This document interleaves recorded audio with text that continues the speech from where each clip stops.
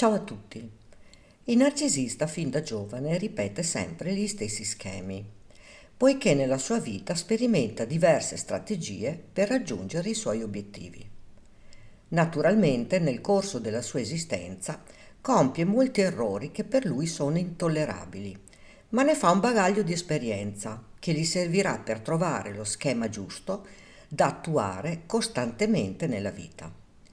Ecco perché il narciso non impara dai suoi errori e non si corregge mai, anzi continua a prendere abbagli sempre nella medesima maniera. Tenterà in tutti i modi di spezzare e di cambiare lo schema, ma non potrà più correggerlo. Questo accade perché una volta accettato lo schema non è più modificabile, quindi non gli rimane altro da fare che mettere in pratica la manipolazione per raggiungere i suoi scopi.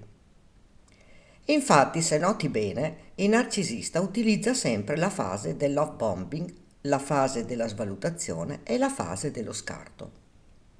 In poche parole, non potrà mai uscire dagli schemi che lui stesso si è costruito. Ma ecco un elenco di schemi caratteristici del narciso. Grandiosità e pretese, quando si percepisce unico e speciale e in diritto di ottenere qualsiasi cosa. Deprivazione emotiva, quando pensa che nessuno lo potrà mai amare veramente e di conseguenza a questo si autoconvince che non avrà mai bisogno degli altri. Ecco perché il suo comportamento diventa freddo ed emotivamente distaccato. Abuso e sfiducia, quando è convinto che le persone siano gentili con lui solamente per ottenere qualcosa. Vergogna e inadeguatezza, quando inconsciamente prova una certa vergogna di sé e non si sente degno di essere amato. Ricerca di approvazione, quando tenta di far fronte all'inadeguatezza e alla solitudine. Scarso self-control, quando non accetta le regole e i limiti che si concedono soltanto alle altre persone. Non sopporta la frustrazione di non ricevere immediatamente ciò che desidera. Standard rigorosi, quando la schiettezza e il lasciare che le cose fluiscano naturalmente vengono percepite come minacce, poiché potrebbe emergere il suo vero sé. Tali schemi fanno intuire la certezza da parte del narcisista di poter assumere qualsiasi condotta a svantaggio delle altre persone. Ricorda che il disturbo narcisistico di personalità è una patologia concatenata alla diminuzione della materia grigia, esattamente nella sezione più esterna del cervello, denominata insula, responsabile del sapersi identificare con l'altro e della consapevolezza che la persona ha di sé. Oltre a ciò vi è una totale mancanza di empatia, un'assoluta incapacità di riconoscere i sentimenti e le necessità altrui. Inoltre non viene a mancare l'invidia e la convinzione che siano proprio gli altri a invidiarlo. In sintesi, il narcisista patologico subisce un vero e proprio blocco dello sviluppo del sé causato da un totale fallimento empatico genitoriale.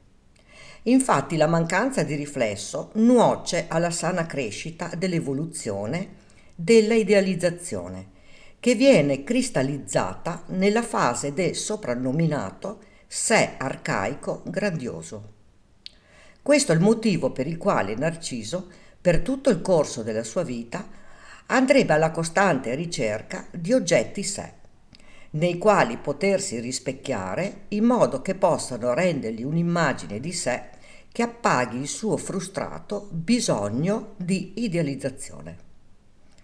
Tuttavia esistono diversi segnali precoci che, se vigenti nel corso dell'infanzia, sono in grado di prevedere l'ulteriore sviluppo di tratti narcisistici. Come ho già specificato, il disturbo di matrice narcisistica causa anche una permanente assenza di empatia, che sta a significare non essere in grado di vivere relazioni importanti e gratificanti. Tutto ciò è un grosso dramma per questi individui, che non riusciranno mai a provare un sentimento nobile come l'amore. Come puoi ben capire, questo tipo di relazione è destinata a fallire fin da subito, poiché accanto a te hai una persona gravemente disturbata, che non riuscirà mai ad uscire dai suoi schemi comportamentali e mentali. E tu che cosa ne pensi della funzione degli schemi mentali e comportamentali del narcisista?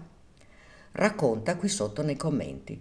Ricordati di iscriverti al canale e di attivare la campanella, così potrai ricevere le notifiche dei nuovi video. Grazie per avermi seguita.